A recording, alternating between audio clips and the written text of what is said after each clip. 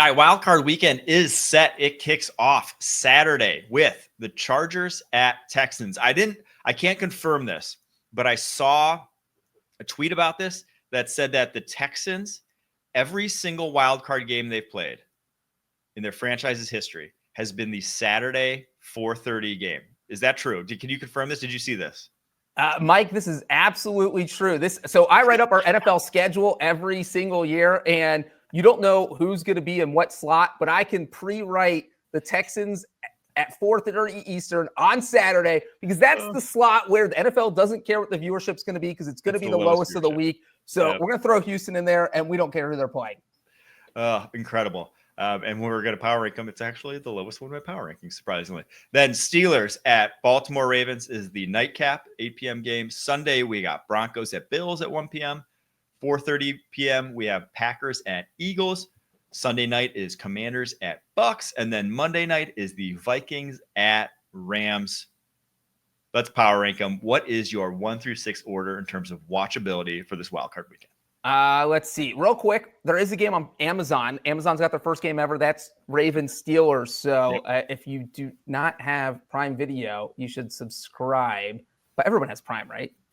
Yeah, but it's the fact that they're making people go to a app for a playoff game is kind of wild to me. So it's like they're losing. They're playing a dangerous game here. I know the cash from Amazon deals are insane. The cash from these Netflix deals are just out of this world. It's why the cap's going to an astronomical figure. And like, I can't hate because it's kind of a rising tide. Like we get more money when the NFL makes more money. It's just like that's how it goes. So I can't hate too much, but they're biting off a little bit, putting a playoff game, making people stream it. Grandpas around America are going to be calling up their grandkids on Saturday night being like, how the hell do I watch this game? And they're going to be like, I got to pay a subscription. I'm going to the bar. It's going to be tough. It's going to be a tough scene for a lot of people, but NFL, we'll see how it goes. All right. Am I ranking all of these right now or am I going one at a time? You can just go all through. Go through. All right. I'm going to fly down. My least favorite, but I'll still watch it because it's an NFL playoff game. Chargers, Texans, we do that. Yeah. We already talked about the 4:30 slot. I am interested to see Jim Harbaugh in the playoffs. I think it will be sexier if they win and get to the divisional round and play somebody that's not the Texans. Although it will be an interesting game, C.J. Stroud versus Justin Herbert. Then I will go to Denver, Buffalo. I actually like all of these games. I hate having it that low because I think the Broncos have a good defense, and I think it could be a very fascinating game. And also, I just put both CBS games ranked 7th and 6th, so don't tell CBS, Renner. But I do think this is an intriguing game also. And look, Josh Allen in the playoffs, he's got to get over the hump. He's trying to get them to the Super Bowl, so got to beat the Broncos. And then we'll go Washington, Tampa Bay. I want to see Jaden Daniels in the playoffs, but look, rookie quarterbacks historically struggle in the playoffs. So I think it's going to be really interesting to watch Bo Nix and Jaden Daniels. Then let's go Pittsburgh, Baltimore. Steelers have already beaten them once this season. Who knows? And then we'll go, what do I have left? Green Bay, Philadelphia, and then Minnesota, LA is my top one. I just think that if you're the Vikings, you lost 3 games all season, and you're getting stuck playing one of the teams you lost to. Like, my God, what a horrible, horrible luck they had after getting destroyed by the Lions. Yeah, I do agree that the Vikings, that was a must win. And now they're in a tough spot. All right, my 6, I agree. Chargers, Texans. They're too defense. It's going to be a defensive game. I just don't see points being put on the scoreboard. CJ Stroud's not playing great football of late. There's just not a lot of intrigue. And for the same reason, that's why I have Steelers, Ravens at 5. The Steelers are playing like shit. I just don't know how they keep up with the Ravens. I think that one could be a blowout. Commanders, Bucks at 4. I put Broncos, Bills at 3 because I think the Broncos are uniquely qualified. I just go to every time the Bills offense has been stifled this year. It's teams that can go player for player and play man coverage across the board. Teams that really can match up on every single one. And that's the Broncos' bread and butter. So I think there could be a lower scoring affair, but a lower scoring affair that's like real good defense being played against Josh Allen. And I do think that one has some intrigue. And then I went Vikings, Rams, Packers. Special intrigue? I'm not going to go that far because I don't trust Bo Nix in the playoff game. I saw him I've seen his mental makeup over the years, and He's maybe in like that Darnold camp of I'm not sure I trust him in crunch time sort of guy. But I do think it's intriguing in terms of the Broncos defense made it close. I got Vikings Rams at 2, Packers Eagles at 1. You can flip those either way. I think those are easily the 2 best games of the weekend. Just because of like all those teams are very good. I think like Packers Eagles is truly like a heavyweight bout, even though it's a 7 seed versus a 2. Should they put it in Brazil again? Dude, if the link is a real field, the Packers have a chance. I'm still so salty about that because it was like I was so excited for that game, and then you play in the shittiest field, and then Jordan Love gets hurt last play. It's like wow, it could not have been a worse start to the season as Packers fan. But I digress. All right, let's get to the draft order though. It's set. Picks 1 through 5. Titans are your holders of the number 1 overall pick.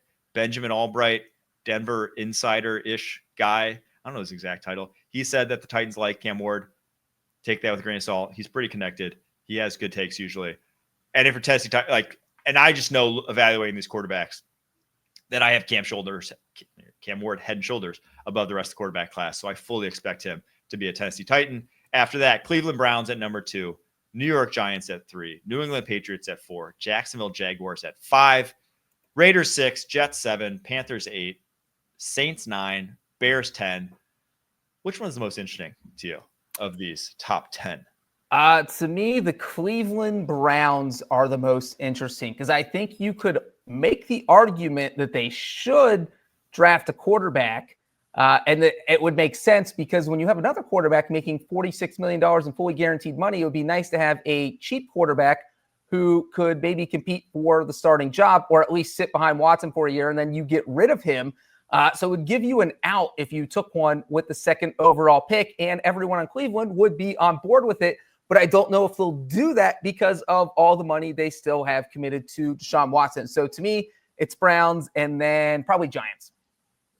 Yeah, I do think that the Browns is the most interesting one to me too, because that's a spot number 2 overall, like we've seen in recent years. Usually there's 2 guys high enough, right? I mean, 2022 was the outlier when there was just like no one. But usually there's 2 guys, or have been of late, in terms of just like with the way passing games have gone at the collegiate level and high school levels and 7-on-7 and just like more athletes playing the position and just like just the way the quarterback position has gone, like more people coveting it that highly. It feels like every year we're seeing it 1, 2, and 3 or 1, 2, multiple quarterbacks going that highly.